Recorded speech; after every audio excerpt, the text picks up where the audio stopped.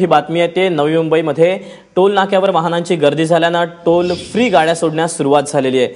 विनायक पाटील आमचे प्रतिनिधी आपल्या सोबत आहेत। विनायक, थोड्याच वेळापूर्वी आम्ही मनश्रीचा फोन घेतला होता ज्यामध्ये बांद्रावळी सीलिंगवर 500च्या नोटा स्वीकारल्या जात होत्या, मात्र इकडे टोल फ्री सर्व्हिस मिळते।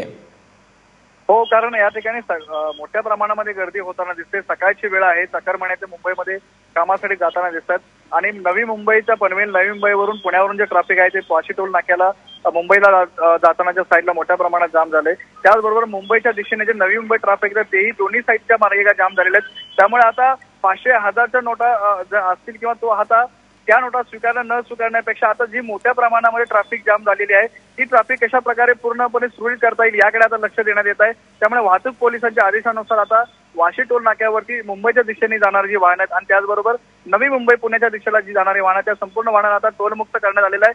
सर्वांना पूर्णपणे फ्री सोडण्यात येत आहे जेणेकरून जी ट्रॅफिक झालेली आहे ती ट्रॅफिक सुरळीत चालावी।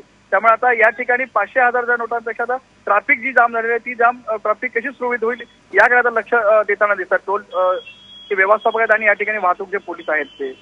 निश्चितच विनायक, धन्यवाद दिलेल्या माहितीबद्दल।